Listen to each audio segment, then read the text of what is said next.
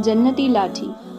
یہ حضرت موسیٰ علیہ السلام کی وہ مقدس لاٹھی ہے جس کو عصائے موسیٰ کہتے ہیں۔ اس کے ذریعے آپ کے بہت سے ان معجزات کا ظہور ہوا جن کو قرآن مجید نے مختلف عنوانوں کے ساتھ بار بار بیان فرمایا ہے۔ اس مقدس لاٹھی کی تاریخ بہت قدیم ہے جو اپنے دامن میں سینکڑوں تاریخی واقعات کو سمیٹے ہوئے ہے، جن میں عبرتوں اور نصیحتوں کے نشانات اہل نظر کو بصیرت کی روشنی اور ہدایت کا نور دیتے ہیں۔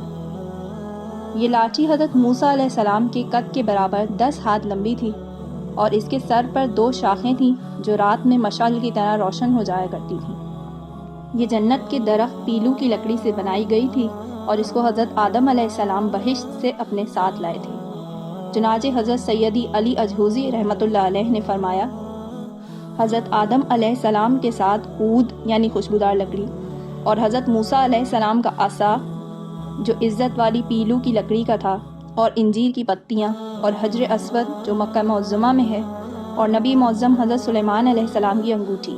یہ 5 چیزیں جنت سے اتاری گئیں۔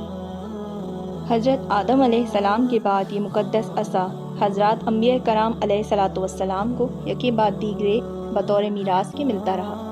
یہاں تک کہ حضرت شعیب علیہ السلام کو ملا جو قوم مدین کے نبی تھے۔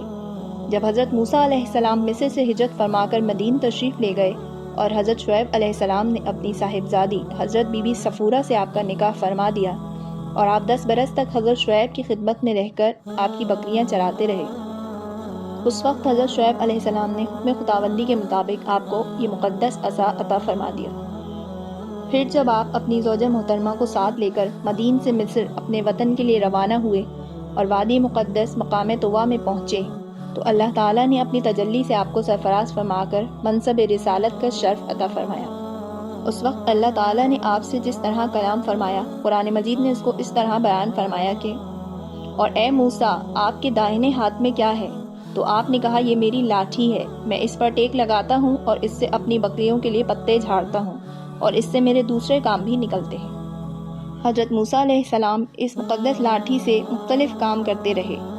جیسے کہ اس کو ہاتھ میں لے کر اس کے سہارے چلنا،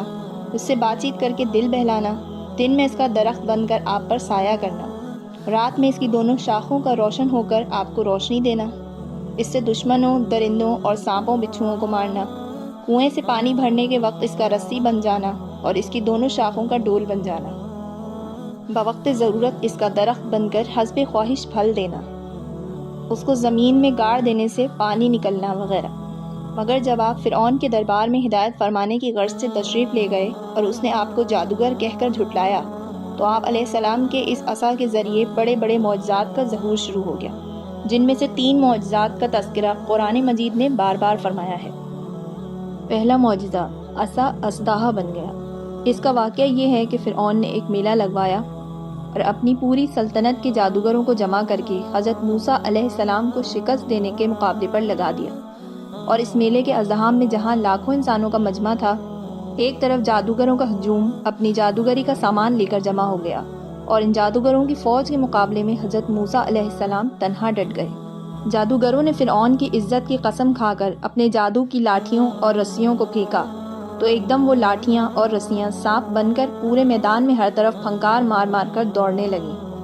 اور پورا مجمع خوف و ہراس میں بدحواس ہو کر ادھر ادھر بھاگنے لگا۔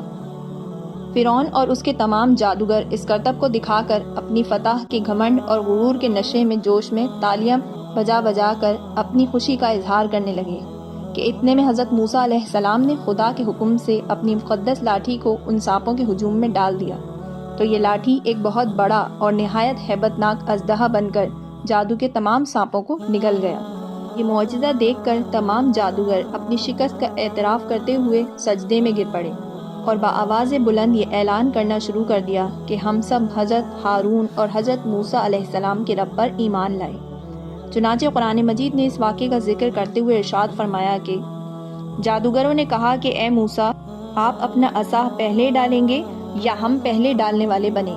تو آپ نے فرمایا کہ بلکہ تم ڈالو۔ تو یکایک ان کی رسیاں اور لاٹھیاں ان کی نظر بندی سے حضرت موسیٰ علیہ السلام کے خیال میں ایسی معلوم ہونے لگی جیسے سانپ دوڑ رہے ہیں۔ تو حضرت موسیٰ علیہ السلام کے دل میں تھوڑا خوف سا ہوا، تو ہم نے فرمایا کہ تم ڈرو نہیں، تم ہی غالب رہو گے، اور تمہارے ہاتھ میں جو عصا ہے اس کو ڈال دو۔ تو ان لوگوں نے جو سوانگ بنایا ہے یہ عصا ان سب کو نگل جائے گا، اور جادوگر معجزات کے مقابلے میں جہاں بھی آئے کامیاب نہیں ہوتا۔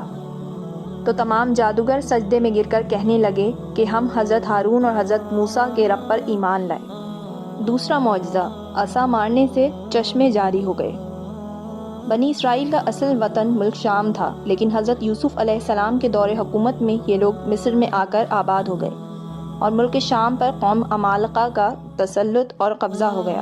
جو بدترین قسم کے کفار تھے۔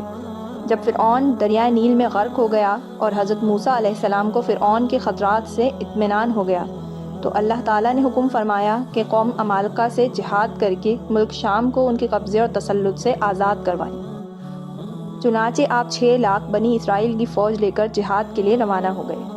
مگر ملک شام کی حدود میں پہنچ کر بنی اسرائیل پر قوم عمالقہ کا ایسا خوف سوار ہو گیا کہ بنی اسرائیل ہمت ہار گئے اور جہاد سے منہ پھیر لیا۔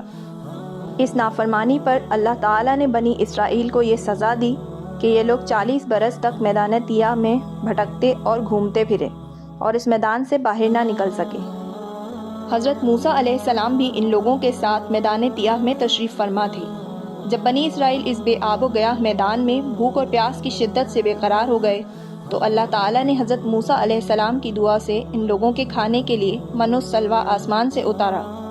من شہد کی طرح ایک قسم کا حلوہ تھا، اور سلویٰ بھنی ہوئی بٹیریں تھیں۔ کھانے کے بعد جب یہ لوگ پیاس سے بےتاب ہونے لگے اور پانی مانگنے لگے، تو حضرت موسیٰ علیہ السلام نے پتھر پر اپنا عصا مار دیا، تو اس پتھر میں 12 چشمے پھوٹ کر بہنے لگے، اور بنی اسرائیل کے 12 خاندان ایک ایک چشمے سے پانی لے کر خود بھی پینے لگے اور اپنے جانوروں کو بھی پلانے لگے، اور پورے 40 برس تک یہ سلسلہ جاری رہا۔ یہ حضرت موسیٰ علیہ السلام کا معجزہ تھا جو عصا اور پتھر کے ذریعے ظہور میں آیا۔ قرآن مجید نے اس واقعے اور معجزے کا بیان کرتے ہوئے ارشاد فرمایا کہ اور جب حضرت موسیٰ نے اپنی قوم کے لیے پانی مانگا تو ہم نے فرما دیا کہ تم اپنی لاٹھی سے پتھر کو مار دو، تو اس پتھر سے 12 چشمے پھوٹ کر بہنے لگے، اور ہر آدمی کو اپنے اپنے پینے کے چشمے کا علم ہو گیا۔ تیسرا معجزہ، عصا کی مار سے دریا پھٹ گیا۔ حضرت موسیٰ علیہ السلام ایک لمبے عرصے تک فرعون کو ہدایت فرماتے رہے اور آیات و معجزات دکھاتے رہے، مگر اس نے حق کو قبول نہیں کیا، بلکہ اور زیادہ اس کی شرارت اور سرکشی بڑھتی رہی، اور بنی اسرائیل نے چونکہ اس کی خدائی کو تسلیم نہیں کیا تھا، اس لیے اس نے ان مومنین کو بہت زیادہ ظلم و ستم کا نشانہ بنایا۔ اس دوران میں ایک دم حضرت موسیٰ علیہ السلام پر یہ وحی اتری کہ آپ اپنی قوم بنی اسرائیل کو اپنے ساتھ لے کر رات میں مصر سے ہجرت کر جائیں۔ چنانچہ حضرت موسیٰ علیہ السلام بنی اسرائیل کو ہمراہ لے کر رات میں مصر سے روانہ ہو گئے۔ جب فرعون کو پتہ چلا تو وہ بھی اپنے لشکروں کو ساتھ لے کر بنی اسرائیل کی گرفتاری کے لیے چل پڑا۔ جب دونوں لشکر ایک دوسرے کے قریب ہو گئے تو بنی اسرائیل فرعون کے خوف سے چیخ پڑے کہ اب تو ہم فرعون کے ہاتھوں گرفتار ہو جائیں گے۔ بنی اسرائیل کے پیچھے فرعون کا خونخوار لشکر تھا اور آگے موجیں مارتا ہوا دریا تھا۔ اس پریشانی کے عالم میں حضرت موسیٰ علیہ السلام مطمئن تھے اور بنی اسرائیل کو تسلی دے رہے تھے۔ جب دریا کے پاس پہنچ گئے تو اللہ تعالیٰ نے حضرت موسیٰ علیہ السلام کو حکم فرمایا کہ تم اپنی لاٹھی دریا پر مار دو۔ چنانچہ جوں ہی آپ نے دریا پر لاٹھی ماری تو فوراً ہی دریا میں 12 سڑکیں بن گئیں، اور بنی اسرائیل ان سڑکوں پر چل کر سلامتی کے ساتھ دریا سے پار نکل گئے۔ فرعون جب دریا کے قریب پہنچا اور اس نے دریا کی سڑکوں کو دیکھا تو وہ بھی اپنے لشکروں کے ساتھ ان سڑکوں پر چل پڑا، مگر جب فرعون اور اس کا لشکر دریا کے بیچ میں پہنچا تو اچانک دریا موجیں مارنے لگا اور سب سڑکیں ختم ہو گئیں، اور فرعون اپنے لشکروں کے ساتھ ہی دریا میں غرق ہو گیا۔ اس واقعے کو قرآن مجید نے اس طرح بیان فرمایا کہ جب دونوں جماعتیں لشکر فرعون اور اصحاب موسیٰ ایک دوسرے کو دیکھنے لگیں تو اصحاب موسیٰ نے کہا کہ ہم بالیقین گرفتار ہو جائیں گے، تو حضرت موسیٰ علیہ السلام نے فرمایا کہ ہرگز ایسا نہیں ہو سکتا، کیونکہ میرے ساتھ میرا رب ہے، وہ عنقریب مجھے اس سے نکلنے کا راستہ بتا دے گا۔ پھر ہم نے حضرت موسیٰ علیہ السلام کو حکم دیا کہ آپ اپنے عصا کو دریا پر ماریں، چنانچہ انہوں نے اس پر عصا مارا جس سے دریا پھٹ گیا، اور دونوں حصے اس کے اتنے اونچے تھے جیسے بڑا پہاڑ، اور ہم نے دوسرے فریق کو بھی اس جگہ کے قریب پہنچا دیا، اور حضرت موسیٰ علیہ السلام اور ان کے سب ساتھیوں کو بچا لیا، پھر دوسروں کو غرق کر دیا۔ یقیناً اس واقعے میں بڑی عبرت ہے، اور باوجود اس کے ان کفار میں سے اکثر ایمان نہیں لائے۔ یہ ہیں حضرت موسیٰ علیہ السلام کی مقدس لاٹھی کے ذریعے ظاہر ہونے والے وہ تینوں عظیم الشان معجزات جن کو قرآن کریم نے مختلف الفاظ اور متعدد عنوانوں کے ساتھ بار بار بیان فرما کر لوگوں کے لیے عبرت اور ہدایت کا سامان بنایا ہے۔